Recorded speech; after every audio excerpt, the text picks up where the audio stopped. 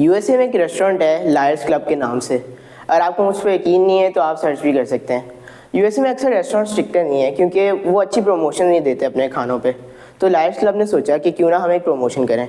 उन्होंने सोचा कि जो भी बंदा उनके रेस्टोरेंट में आके कुछ खाना खाएगा तो वो उनको एक लॉटरी टिकट देंगे जिसके अंदर एक चांस होगा एक और फ्री मील जीतने का। तो लोगों ने आके खाना शुरू किया और टिकट्स लिए, लेकिन लायर्स क्लब एक बीच में खेल करता है। लायर्स क्लब उनको ये बताता है कि उनके पास एक बॉक्स है जिसके अंदर 0 से लेकर 9 तक बॉल्स हैं और वो एक बॉल निकालते हैं, बोर्ड पे लिखते हैं वो नंबर और उसको वापस रख देते हैं। लेकिन लायर्स क्लब ने अपने दोस्तों को ये बताया है कि वो वापस रखेंगे नहीं, बॉल निकालने के बाद वो फेंक देंगे।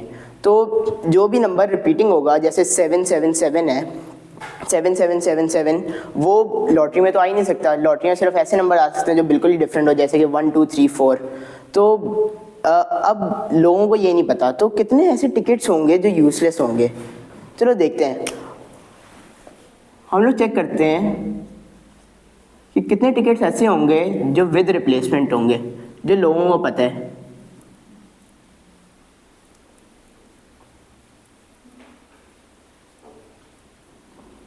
तो पहले टिकट के 0 से लेके 9 तक हैं बॉल्स। तो पहले टिकट के 0 से लेके 9 तक नंबर्स बनते हैं 10। अब उन्होंने वो बॉल वापस रख दी है, तो अभी भी 10 ही ऑप्शन है, और इसी तरह तीसरे के लिए भी 10 है, चौथे के लिए भी 10 है। तो ये 10 पावर 4 हो जाता है।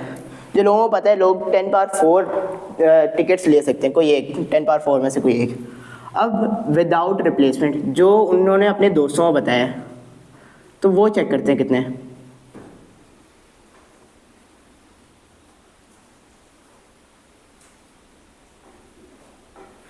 पहले टिकट के इसी तरह 10 वेज हैं, दूसरे टिकट में अब वो रिप्लेस नहीं करते।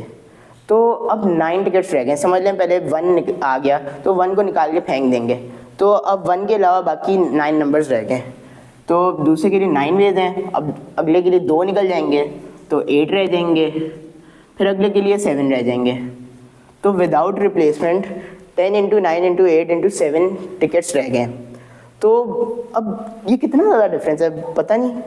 देखते हैं, ये 10 पावर 4 होता है, 10 और 4 zeros 10,000 माइनस 10 × 9 × 8 × 7। कैलकुलेट कर लेते हैं, ये हो जाएगा 10,000। 9 × 8 कर लेते हैं, 9 × 8 72 होता है, 72 × 7 504 होता है, 504 × 10 5040 होता है, तो ये 5040 हो गए। अब ये हम सब्ट्रैक्ट करते हैं तो ये हो जाएगा 4960। तो ऑलमोस्ट समझ लें आधे टिकट तो ऐसे यूजलेस जाएंगे। ये यूजलेस टिकट हैं जिन पे लॉटरी बंदा जीत ही नहीं सकता। तो जो लोग भी इनमें से किसी का भी टिकट होगा जो मतलब बगैर रिप्लेसमेंट के नहीं होंगे, जिनके अंदर रिपीटिंग नंबर होगा, तो वो यूजलेस टिकट होंगे। अब मैं सोच रहा था कुछ कि हमारे पास यहाँ पे कोई फैक्टोरियल तो नज़र नहीं आ रहा मुझे, लेकिन इस बोर्ड पे फैक्टोरियल लिखा हुआ है, ये 5040, ये 7 फैक्टोरियल होता है। तो मैंने सोचा यार यहाँ पे फैक्टोरियल है ही नहीं, तो ये कैसे आया। चलो देखते हैं कैसे आया ये।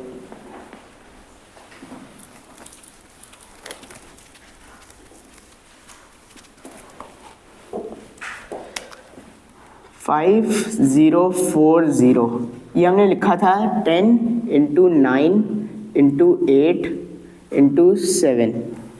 तो हम लोग क्यों ना इसको थोड़ा फैक्टर्स करके लिखते हैं।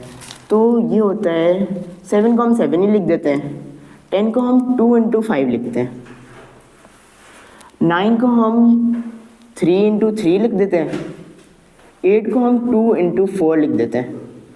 तो 7 फैक्टोरियल में 7 तो ऐसे ही ऐसे आ गया। अब 7 के बाद 6 आना चाहिए, तो हम ये वाला 2 लेते हैं और ये वाला 3 ले लेते हैं। ये यहाँ पे आके ये 6 बन जाएगा। अब 5 ऐसे का ऐसे ही आ गया, अब 3 आ गया, अब 4 आ गया, इधर 3 और 2 ऐसे के वैसे ही आ गए। तो ये 7 फैक्टोरियल बन गया हमारा। तो ये काफ़ी इंटरेस्टिंग चीज़ मुझे लगी। अब लेकिन मुझे आपसे एक सवाल है, जहाँ तक मुझे पता है शायद मेरे जहन में सिर्फ यही एक एग्जिस्ट करता है 7 फैक्टोरियल 5040, जो कि बगैर किसी फैक्टोरियल को लिखे हम लिख सकते हैं।